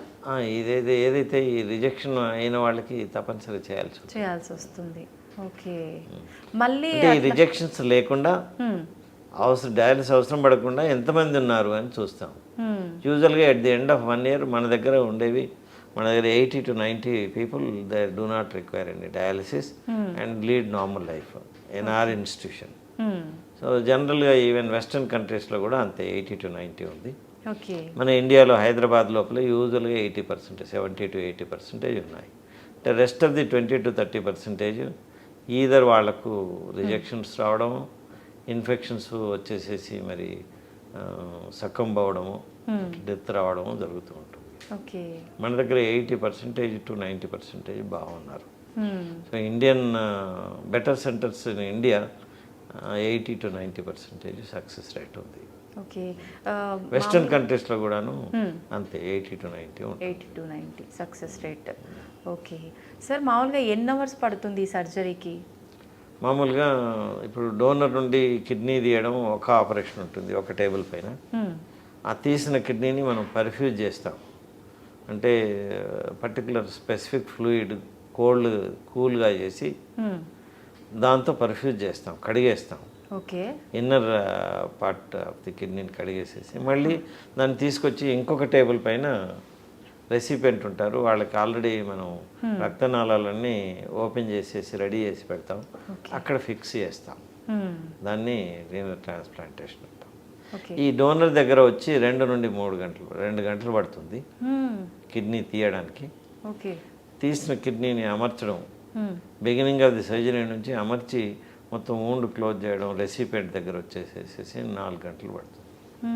3 నుండి 4 గంటలు పడుతుంది. మొత్తం ఒక 6 to 8 అవర్స్. అంటే ఇది సైమల్టేనియస్గా చేస్తాం కాబట్టి డోనర్ దగ్గర 2 అవర్స్ పడుతుంది. సైమల్టేనియస్గా చేస్తాం కాబట్టి వీరి దగ్గర 3 to 4 hours. Okay. So you can take it as 3 to 4 hours. 3 to 4 hours. Okay sir, teams కూడాను 2 వేరువేరుగా ఉంటాయి.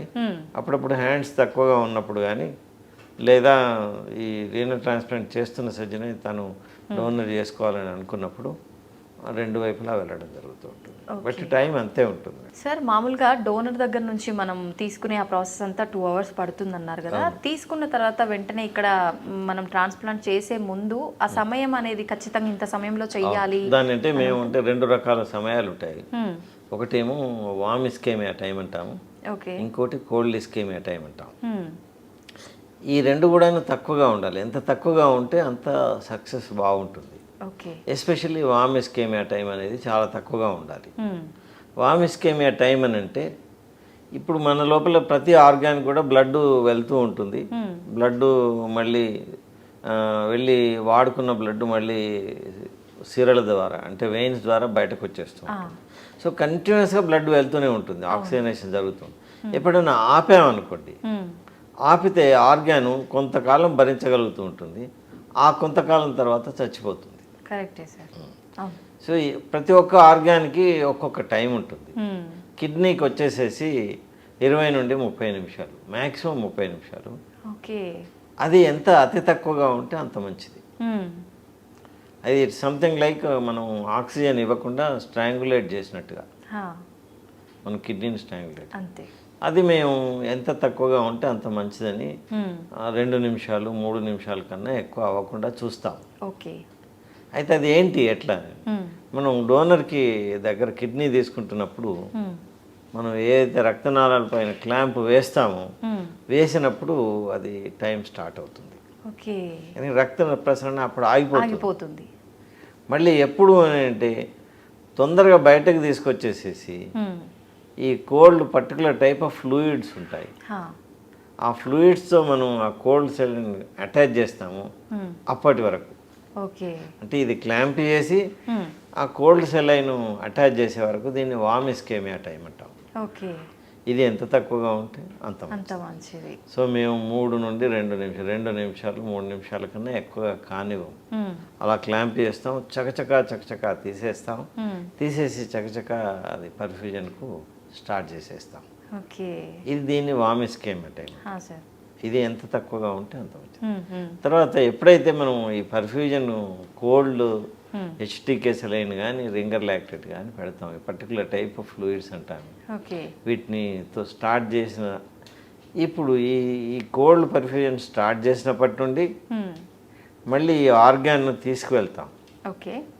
తీసుకువెళ్ళేసేసి బాడీలో వేరే రక్తనాళాలకి రెసిపియంట్ దగ్గర ఎవరికైతే కిడ్నీ ట్రాన్స్ప్లాంట్ చేయాలో వాళ్ళకి యూజువల్గా ఈ పొత్తి కడుపులో కుడివైపు పెడతాం, లేదా ఎడమవైపు కూడా పెట్టచ్చు. కిడ్నీ ప్లేస్లో పెట్టరా సార్? కిడ్నీ ప్లేస్లో పెట్టాం. ఎందుకని సార్? అది ఇక్కడ ఉండే రక్తనాళాలు చక్కగా ఉంటాయి. ఓకే.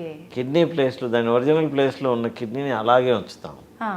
దాన్ని నేటివ్ కిడ్నీ అంటాం. ఓకే. ఆ నేటివ్ కిడ్నీని అట్లాగే ఉంచేసేసి కింద ఈ పొత్తి కడుపు లోపల రైట్ సైడ్ పెడతాం ఆర్ లెఫ్ట్ సైడ్ పెడతాం. ఓకే. అక్కడ మేము ఏంటంటే అక్కడ ఈ ఏదైతే ఈ కాలుకు వచ్చే రక్తనాళాలు ఉంటాయో వాడిని ఐలెక్ ఆర్టరీస్, ఐలెక్ వెయిన్స్ అంటాం. ఓకే. ఐలెక్ ఆర్టరీకి అటాచ్ చేసేస్తాం. ఈ కిడ్నీ నుండి తీసుకొచ్చే రక్తాన్ని తీసుకొచ్చే వెయిన్ని ఐలెక్ వెయిన్కి అటాచ్ చేస్తాం. ఓకే. సో దీన్ని end to side and end to side అంటాం. అప్పుడప్పుడు ఆర్టరీకి ఏంటంటే ఇంటర్నల్ ఐలెక్ ఆర్టరీ అని ఉంటుంది. దాన్ని మేము ట్రాన్సెక్ట్ చేసేసి అంటే కట్ చేసేసేసి దాన్ని మేము అటాచ్ చేస్తాం, ఎండ్ టు ఎండ్ అని అంటాం. ఇలా ఎండ్ వస్తే ఈవెన్ రీనల్ ఆర్టరీది కూడా ఎండ్ ఇలాగే ఉంటుంది, దాన్ని ఎండ్ టు ఎండ్ అంటాం. అట్లా చేయకుండా అప్పుడప్పుడు ఏం చేస్తాం, ఐలెక్ ఆర్టరీ, ఎక్స్టర్నల్ ఐలెక్ ఆర్టరీ అని ఉంటుంది, ఎండ్ ఆఫ్ ది రీనల్ ఆర్టరీని తీసుకొచ్చేసేసి దాన్ని సైడ్కి పెడతాం.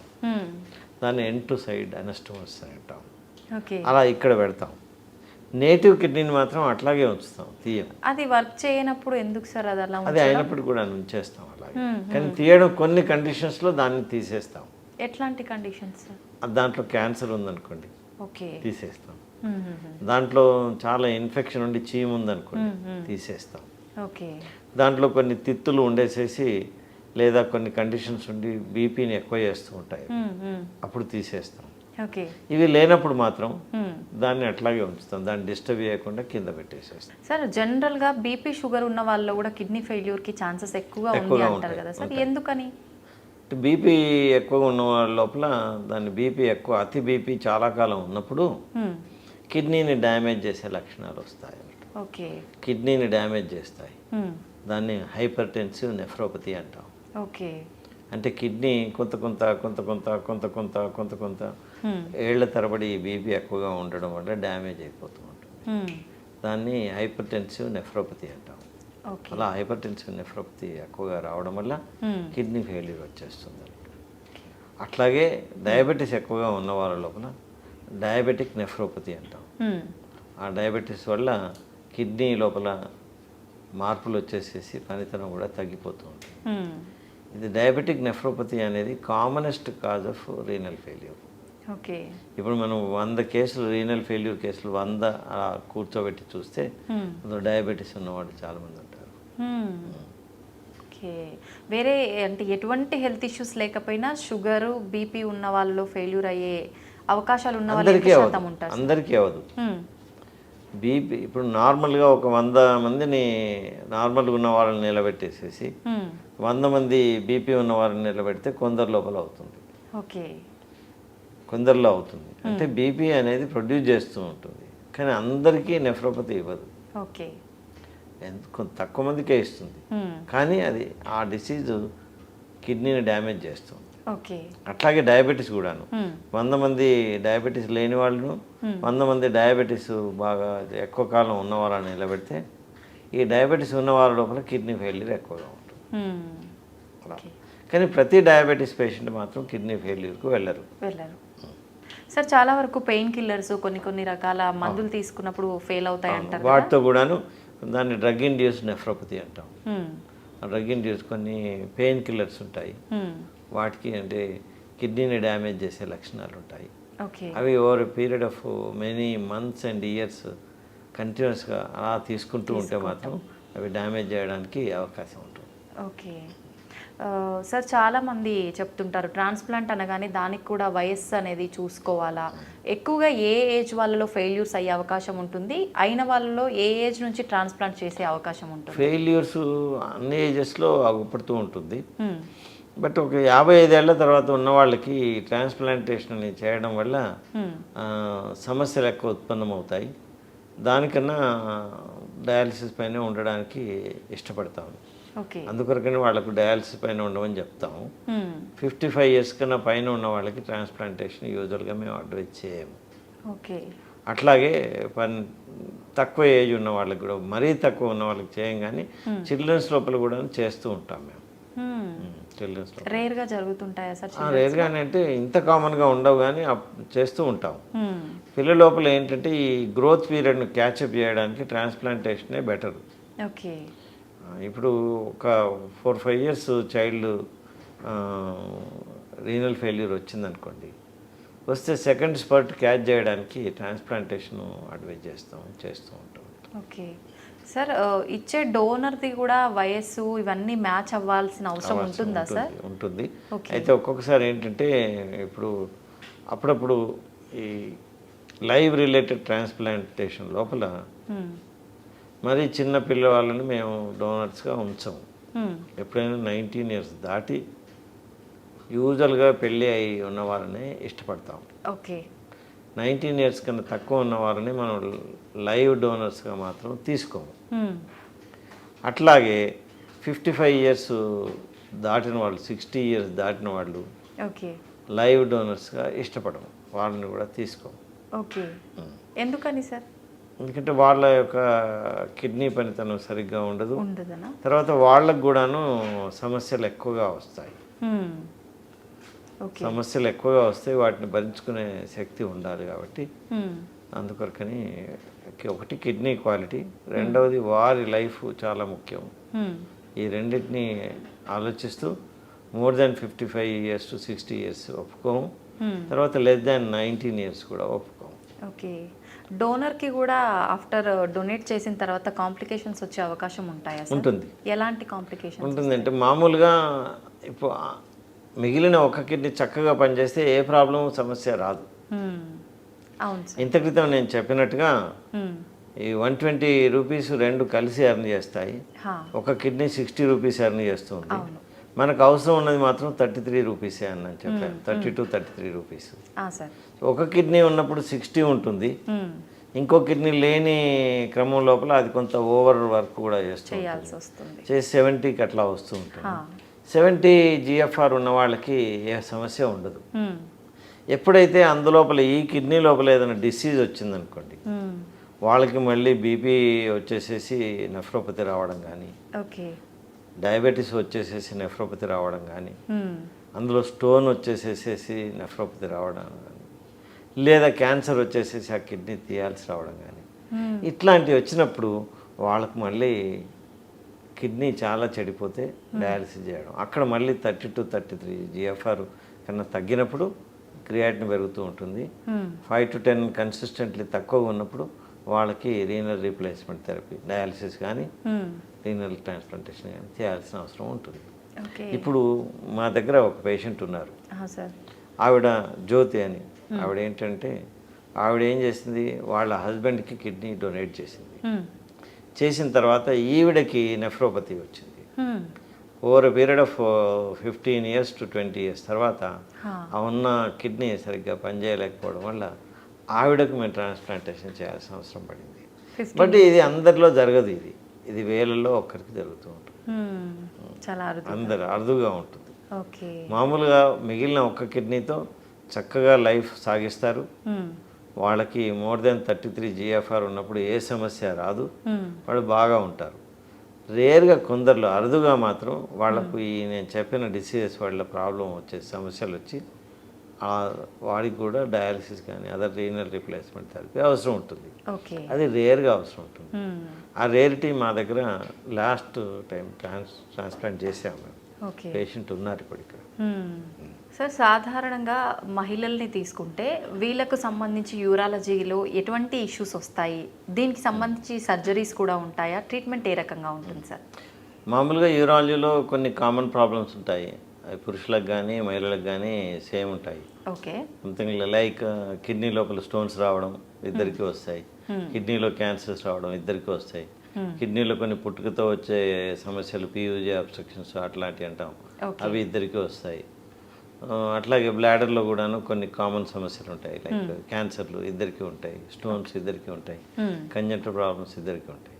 కొన్ని సమస్యలు ఫీమేల్స్కి స్పెసిఫిక్గా ఉంటాయి, లైక్ ఇప్పుడు వాటినే మేము ఫీమేల్ యూరాలజీ అని అంటాం. ఆ ఫీమేల్ యూరాలజీ లోపల డీల్ చేస్తూ ఉంటాం. ఫీమేల్ యూరాలజీ లోపల ఏంటంటే ఫీమేల్ యూరెత్రా లోపల మూసుకుపోవడం, మూసుకుపోతుంది. దాన్ని ఫిమేల్ యూరెథ్రల్ స్టీనోసిస్ అంటాం. ఎందుకు జరుగుతుంది సార్ అలా? అది ఏజ్ను బట్టి మెనోపాజ్ వచ్చిన వాళ్ళకి ఓకే. ఆ మెనోపాజ్ తర్వాత యూరెథ్రా లోపల మెత్తదనం తగ్గిపోతూ ఉంటుంది. ఓకే. హార్మోన్స్ వల్ల మామూలుగా అందరికి మెత్తదనం ఉండి మామూలు స్ట్రక్చర్ ఉండి ఫంక్షనింగ్ బాగా ఉంటుంది. ఎప్పుడైతే వయస్సు ఆగిపోతుందో ఆగిపోయిన వాళ్ళకి హార్మోన్స్ డిప్రైవ్ అయిపోయేసేసి అదంతా డ్రైగా అయిపోయేసేసి మూసుకుపోతుంది. ఓకే. మూసుకుపోయిన వాళ్ళకి మేము ఏం చేస్తామంటే ఓపెన్ చేస్తూ ఉంటాం, దాన్ని యూరెథ్రల్ డైలటేషన్ చేస్తూ ఉంటాం. కొందరికి బాగా సివియర్గా ఉన్న వాళ్ళకి మేము ఈవెన్ ఆపరేషన్లు చేస్తాం, కొన్ని యూరెథ్రోప్లాస్టీ అని చేస్తాం. ఓకే. అప్పుడు ఈ నోడ్ నుండి లోపల నుండి బక్కల్ మీకోజా అంటాం, తీసుకొచ్చి పెట్టేసేస్తూ ఉంటాం. ఓకే. సో ఇలాంటి ఆపరేషన్ చేస్తూ ఉంటాం. ఇది యూరెథ్రల్ స్టీనోసిస్కి సంబంధించి. కొందరి లోపల ఏంటంటే ఇంత క్రితం కొంత సమయం క్రితం నేను చెప్పాను, తెలియకుండా మూత్రం జారిపోవడం, అది బ్లాడర్ నుండి వెజైనాకు మధ్యన కమ్యూనికేషన్ డెవలప్ కావడం.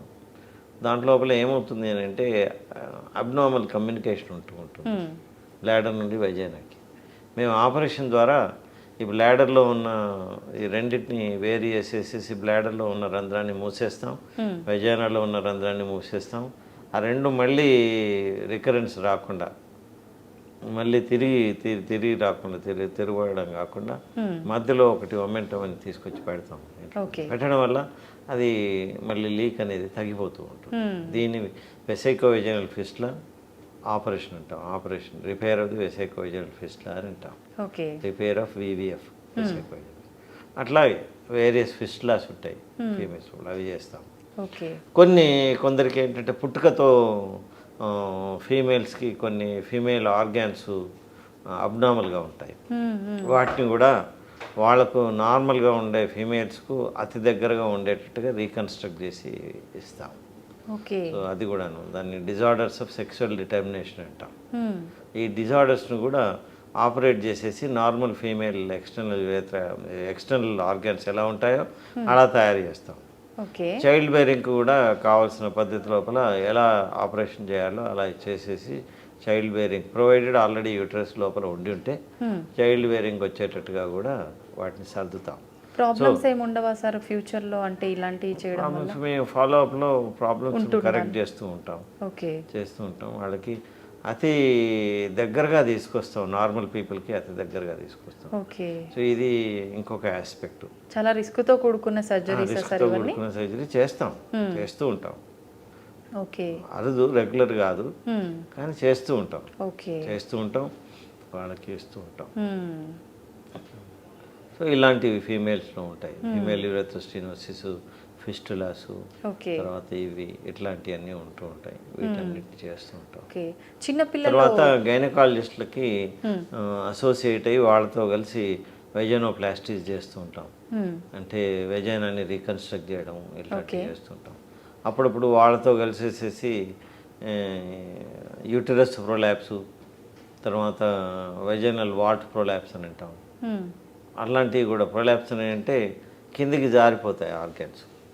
యూట్రస్ కడుపు లోపల ఉండకుండా యూనిలో నుండి బయటకు వచ్చేస్తుంది, కాళ్ళ మధ్యలోకి వచ్చేస్తుంది. అటువంటి వాళ్ళు గైనకాలజిస్ట్ ట్రీట్ చేస్తారు.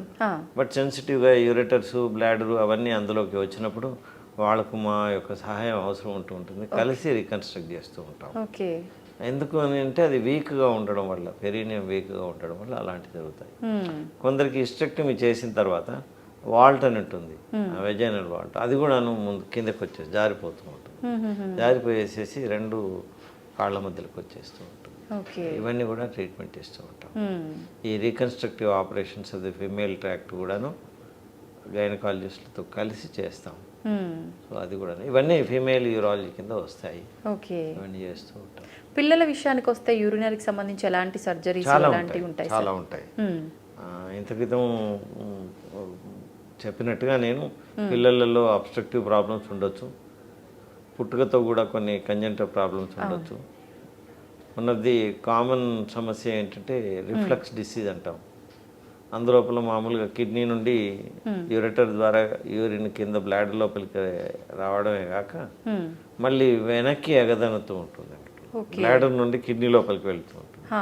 అలాంటప్పుడు మేము ఏంటంటే ఆ యూరెటర్ను అక్కడ డిస్మాంటిల్ చేసేసి మళ్ళీ కొత్తగా పైకి ఎగదన్నకుండా ఉండే పద్ధతిలో, ఓకే. అంటే రిఫ్లక్స్ రాకుండా ఉండే పద్ధతిలో దాన్ని మళ్ళీ రీఇంప్లాంట్ చేస్తాం. దాన్ని reimplantation of the ureter in anti reflux method అని అంటాం. ఓకే. యాంటీ రిఫ్లక్స్ మెథడ్ అని అంటాం. అలాంటివి చేస్తాం. తర్వాత కొందరికి పోస్టియర్ వాల్వ్స్ అని వస్తాయి పిల్లలలో. అంటే సార్ వాటికి ఏంటంటే బ్లాడర్ నుండి బయటకు వచ్చే తోవ లోపల మామూలుగా మనకు స్పింక్టర్ తప్పించి ఏమి ఉండకూడదు. ఓకే. అప్పుడు కొందరికి పొరలు వచ్చేసేస్తాయి పుట్టుకతో. ఆ పొరలు రావడం వల్ల యూరిన్ రావడాన్ని ఆపుతూ ఉంటాయి. ఆ పొరలు మేము తీసేస్తాం. ఓకే. వాళ్ళు తొందరగా వస్తే సమస్యలే ఉండవు. తొందరగా రాకుండా లేట్గా వస్తే మాత్రం కిడ్నీ ఫెయిల్యూర్స్ కూడా రావడం కద్దు. అలా జరుగుతూ ఉంటుంది. అంటే యూరిన్ ఇబ్బంది ఉంటేనా సార్, ఇబ్బంది లేదంటే ఉంటుంది, ప్రాబ్లం తప్పకుండా ఉంటుంది. అలా పొరలు వచ్చినప్పుడు వాటిని పోస్టియర్ వాల్వ్స్ ఉంటాం. ఓకే. అలా వచ్చినప్పుడు తప్పకుండా యూరిన్ ప్రాబ్లం ఉంటుంది. కానీ అది ఉన్న ఇంటెన్సిటీ ప్రకారం వాళ్ళు అప్పుడప్పుడు తొందరగా వస్తారు, అప్పుడప్పుడు తొందరగా రారు. కొందరైతే కడుపులో ఉన్నప్పుడు, మదర్ కడుపులో ఉన్నప్పుడే ఆ డయాగ్నోసిస్ జరుగుతూ ఉంటుంది. అది ఎక్కువగా ఇప్పుడు ఈ మధ్యన అదే ఎక్కువ జరుగుతూ ఉంటుంది. పుట్టగానే మేము ట్రీట్మెంట్ ఇస్తూ ఉంటాం. చాలామంది బాగా అయిపోతూ ఉంటారు. ఇవే కాకుండా పిల్లలలో కొన్ని ట్యూమర్స్ కూడా స్పెసిఫిక్గా వస్తాయి. విల్మ్స్ ట్యూమర్ అని అంటాం. అట్లాంటివి పిల్లలలోనే వస్తాయి. ఆ ట్యూమర్స్ కిడ్నీ తీసేస్తూ ఉంటాం. తీసేసి వాటికి యాంటీ క్యాన్సర్ కీమోథెరపీ కూడా ఇస్తూ ఉంటాం.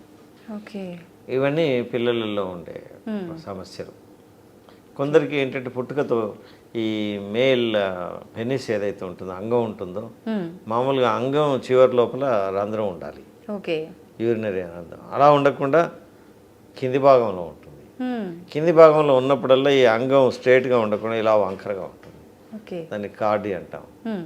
ఈ అంగం కిందన ఆర్ఫిస్ ఉండడం హైపోస్పేడియాస్ అంటాం. ఈ హైపోస్పేడియాస్ కూడా మేము ట్రీట్ చేస్తూ ఉంటాం. అంగాన్ని స్ట్రైట్ చేయడం, ఇక్కడున్న ఆర్ఫిస్ను వేరే మెటీరియల్తో ట్యూబ్ రీకన్స్ట్రక్ట్ చేసి మళ్ళీ చివరకు వచ్చేటట్టుగా, అంగం చివరకు వచ్చేటట్టుగా రీకన్స్ట్రక్ట్ చేస్తాం. సో ఇలాంటి సమస్యలు పిల్లలలో ఉంటాయి.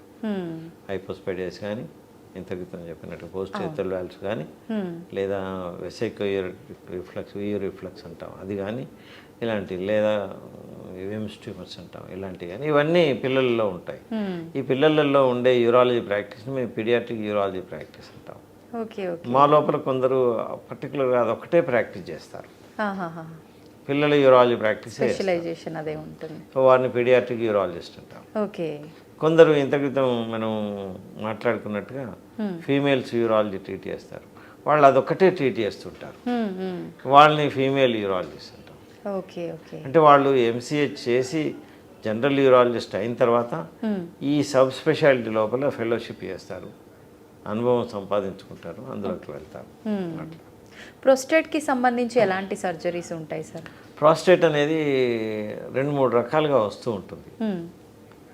ఒకటి, వయసు పెరుగుతున్న కొద్దీ నాన్ క్యాన్సరస్ ఎన్లార్జ్మెంట్ ఉంటుంది. దాన్ని బినైన్ ప్రాస్టేటిక్ హైపోప్లేసియా అంటాం, బీపీహెచ్ అని అంటాం. అది ఆల్మోస్ట్ అందరిలో వస్తుంది. కొందరికి 50 ఏళ్లలో వస్తుంది, కొందరికి 60 ఏళ్లలో వస్తుంది, కొందరికి 70 ఏళ్లలో వస్తుంది, కొందరికి 80 ఏళ్లలో వస్తుంది. ఎక్కువగా 60 నుంచి 70 ఏళ్ల మధ్యలో వస్తూ ఉంటుంది ఎక్కువ మందికి. దానివల్ల ఏంటంటే మూత్రం సంచి నుండి బయటకు వచ్చే తోవ దగ్గర ప్రాస్టేట్ గ్లాండ్ బాగా పెరిగి, నేను మీకు ఈ డయాగ్రామ్ ముఖంగా చూపిస్తాను. అలా పెరగడం వల్ల యూరిన్ రావడం తగ్గిపోతుంది.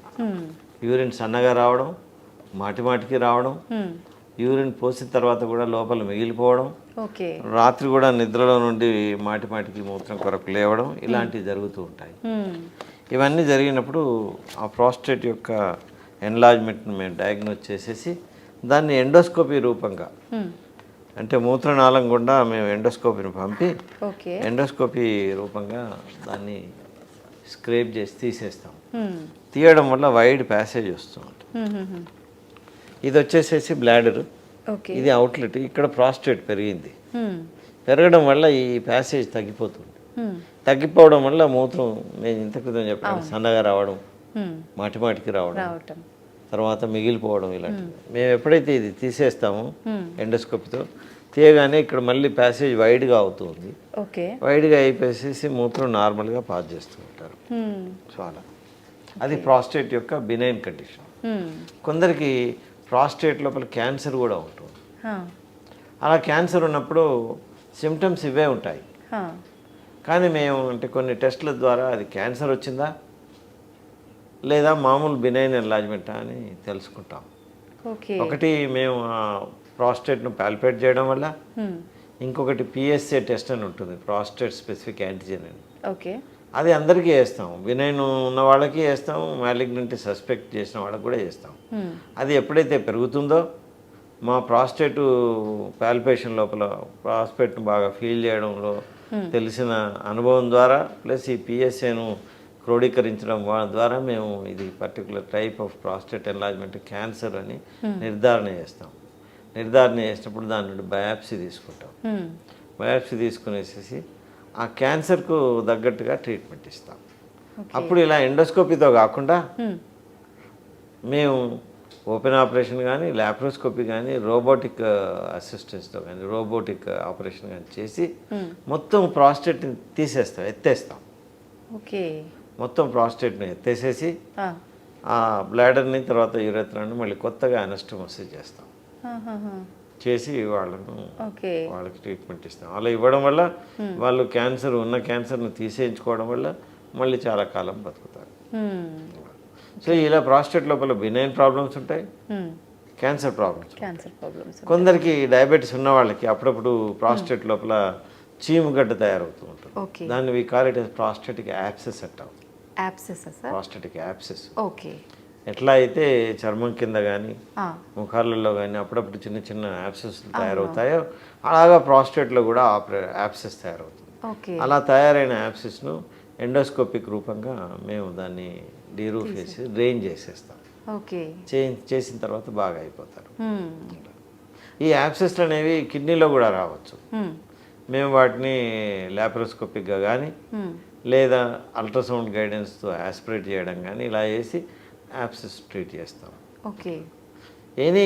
ఈ యూరినరీ ట్రాక్ట్ అంటే kidney, ureter, bladder and male genital tract అంటే వృషణాలు, అంగం, మేల్ అంగం, పెనిసు. ఈ ట్రీట్మెంట్ వీటన్నిటికీ ఈ ఆర్గాన్స్కు సంబంధించిన సర్జికల్ ఆపరేషన్స్ అన్ని మేము చేస్తాం. సో ఈ సర్జికల్ ఆపరేషన్ చేసే వాళ్ళని యూరాలజిస్ట్ అంటాం. Kidney, ureter, bladder and male sexual organs. ఈ అన్ని ఆర్గాన్స్కి సంబంధించిన సర్జికల్ ప్రాబ్లమ్స్కి సమస్యలకి మేము యూరాలజిస్ట్ను ట్రీట్ చేస్తుంటాం. యూరాలజిస్ట్లో మమ్మల్ని యూరాలజిస్ట్ అంటారు లేదా యూరో సర్జన్ అని అంటారు. సార్, కిడ్నీ అనగానే ట్రాన్స్ప్లాంటేషన్ ఇది ఒక్కటే వింటుంటాం. కిడ్నీకి సంబంధించి ఇంకా వేరే సర్జరీస్ కూడా ఉంటుంటాయా? చాలా ఉంటాయి. ఎటువంటి సర్జరీస్? ఇంతకైతే నేను మన డిస్కషన్లో చెప్పాను స్టోన్ రావటం. స్టోన్ వచ్చినప్పుడు స్టోన్ని మేము 2 రకాలుగా, కిడ్నీలో స్టోన్ ఉన్నప్పుడు బయట నుండి చిన్న రంధ్రం ఏదైతే మనం అరౌండ్ 3 millimeters ఇన్సిషన్ ఇచ్చేసేసి ఆ రంధ్రం గుండా ఎండోస్కోప్ పాస్ చేసేసి తీసేస్తాం. దాన్ని PCNL అంటాం. లేదా కింద మూత్రనాళం నుండి ఒక ఫ్లెక్సిబుల్ స్కోప్ని కిడ్నీ లోపలికి పంపిస్తాం. పంపించేసేసి లేజర్తో ఆ స్టోన్ని బ్రేక్ చేసేస్తాం. దీన్ని RIRS అంటాం, రిట్రోగ్రేడ్ ఇంటర్రీనల్ సర్జరీ అంటాం. అలా చేస్తాం. అప్పుడప్పుడు కొందరికి బయట నుండి వేవ్స్ వేసేసి స్టోన్ని పగలగొట్టి పౌడర్ చేసేసి కిందకి పంపించేసేస్తాం. దాన్ని extra corporeal shock wave lithotripsy ESWL అంటాం. ఇది కిడ్నీలో ఉండే స్టోన్స్కి. యూరిటర్లో ఉండే స్టోన్స్కి మేము యూరిట్రోస్కోప్ పంపించేసేసి బ్రేక్ చేసి తీసుకొస్తాం. దాన్ని URSL అంటాం. బ్లాడర్లో ఉండే వాటికి స్టోన్స్ ఉన్నాయనుకోండి, ఎండోస్కోప్ వేసేసి స్టోన్ బ్రేక్ చేసేస్తాం. దాన్ని సిస్టోలిథోట్రిప్సీ అంటాం. ఇవన్నీ ఎండోస్కోపిక్ ప్రొసీజర్స్. ఇప్పుడు 95% ఎండోస్కోపిక్ ప్రొసీజర్సే చేస్తున్నాం. కొందరికి అవసరం ఉంటే ఓపెన్ ఆపరేషన్ కూడా చేస్తాం. కిడ్నీలో స్టోన్స్ ఉన్నప్పుడు వాటికి నెఫ్రోలిథాటమీ ఆర్ పైలోలిథాటమీ అనే ప్రొసీజర్ ద్వారా తీసేస్తాం. యూరెటర్లో స్టోన్ ఉన్నప్పుడు యూరెట్రోలిథాటమీ ద్వారా తీసేస్తాం. బ్లాడర్లో స్టోన్ ఉన్నప్పుడు సిస్టోలిథాటమీ అనే ప్రొసీజర్ ద్వారా తీసేస్తాం. ఇన్ని రకాల ఆపరేషన్స్ ఉంటూ ఉంటాయి. క్యాన్సర్ ఉందనుకోండి, క్యాన్సర్ ఉంటే అప్పుడప్పుడు కిడ్నీ లోపల చిన్న క్యాన్సర్ ఉండేసేసి ఒక మూలన ఉందనుకోండి, కిడ్నీ మూలన, మొత్తం కిడ్నీ తీయకుండా ఓన్లీ దాంట్లో 30%, 20% తీసేస్తాం. దాన్ని పార్షల్ నెఫ్రెక్టమీ అంటాం. Only part of the kidney తీసేస్తాం అంతే. ఆహాహా. అది ఎండోస్కోపిక్గా అంటే ల్యాప్రోస్కోపిక్గా చేస్తాం, ఆ, రోబోటిక్గా చేస్తాం, ఓకే. ఓపెన్ ఆపరేషన్గా కూడా చేస్తాం. అంటే ఎవరికి ఎట్లా ఇష్టం ఉంటుందో అనుకూలత, సర్జన్ యొక్క అనుకూలతను, తర్వాత పేషెంట్ దగ్గర ఉండే ఫైనాన్సెస్ని, వీటినన్నింటినీ అనలైజ్ చేసేసి ఒక్కొక్కరికి ఒక్కొక్క పద్ధతితో చేస్తూ ఉంటాం. ఇవే కాకుండా ఇంకా చాలా ఆపరేషన్స్ ఉంటాయి. డ్రైనేజ్ సిస్టంలో కూడా ప్రాబ్లమ్స్ ఉంటూ ఉంటాయి. కిడ్నీ లోపల ఉండే పెల్విస్లో అంటాం, పెల్విస్ యూరేటర్స్ అంటాం. ఓకే. అవి ఒకటి ఉండే బదులు రెండు ఉంటాయి. రెండు ఉండేసేసి ఒకటి డీఫంక్ట్ అయిపోతూ ఉంటుంది. అప్పుడు వాటికి సరి చేసే ఆపరేషన్ చేస్తూ ఉంటాం. ఓకే. ఇలా చాలా ఆపరేషన్స్ ఉంటాయి కిడ్నీలో. కానీ ఆ కిడ్నీలో ఉండే యూరిన్ కలెక్టింగ్ శాక్ ఉంటుంది, దాన్ని పెల్విస్ అంటాం. ఓకే. ఆ పెల్విస్లో కానీ యూరేటర్లో కానీ సమస్యలు ఉన్నప్పుడు వాటికి అప్రాపరేట్గా ఆపరేషన్స్ ఉంటూ ఉంటాయి. చాలా రకాల కండిషన్స్ ఉంటాయి. వాటన్నిటికి కూడాను ఆపరేటివ్ ప్రొసీజర్స్ ఉంటాయి. ఆపరేషన్తో మేము సరి చేస్తూ ఉంటాం. ఒక్కొక్కసారి క్యాన్సర్ పెద్దగా ఉండి కిడ్నీలో ఉన్నప్పుడు రాడికల్ నెఫ్రెక్టమీ అని అక్కడ ఉండే కిడ్నీని తీస్తాం. కిడ్నీ చుట్టుముట్టు ఉండే చిన్న చిన్న టిష్యూస్ను కూడా దాంతోపాటు తీసేస్తాం. ఓకే. సో అంటే అక్కడ క్యాన్సర్ ఏమి మిగలకుండా ఉండాలి. దాన్ని రాడికల్ నెఫ్రెక్టమీ అంటాం. రాడికల్గా తీసేస్తాం. అట్లా తీసిన తర్వాత మళ్ళీ వచ్చే అవకాశం ఉండదా సార్? అది స్టేజ్ని బట్టి ఉంటుంది. స్టేజ్ని బట్టి. అందులోపల ఉన్న రకం కూడా ఉంటుంది. కిడ్నీ క్యాన్సర్ అనగానే ఒకే రకం ఉండదు, చాలా రకాలు ఉంటాయి హిస్టలాజికల్. ఓకే. అందులో ఉండే రకాన్ని బట్టి అవి వాటి యొక్క ప్రోగ్నోసిస్ ఉంటూ ఉంటాయి. కొన్ని క్లియర్ సెల్ మ్యాలిగ్నెన్సీ అని ఉంటుంది. ఆ క్లియర్ సెల్ మ్యాలిగ్నెన్సీ ఎర్లీ స్టేజ్లో వచ్చిందనుకోండి, కిడ్నీని తీయగానే వాళ్ళు 80 to 90% పీపుల్ 5 ఏళ్ళ తర్వాత కూడా చక్కగా ఉంటారు. అదే కొన్ని వేరే వెరైటీస్ ఉంటాయి. అనప్లాస్టిక్ టైప్స్ అని ఉంటాయి, సార్కోమటాయిడ్ మ్యాలిగ్నెన్సీస్ అని ఉంటాయి కిడ్నీలో. అవి తీసిన తర్వాత కూడా మళ్ళీ రికరెన్స్ వచ్చేస్తుంది. బట్ అవి రేర్గా ఉంటాయి. నిజంగా కిడ్నీ అనగానే, యూరాలజీ అనగానే, నెఫ్రాలజీ, చాలా రకాల డౌట్లు సార్. నిజంగా చాలా వరకు అన్నీ క్లియర్ అయిపోయాయి సార్ మీతో మాట్లాడిన తర్వాత. Thank you sir, thank you very much. మంచి మంచి విషయాలు తెలియజేశారు. నమస్కారం.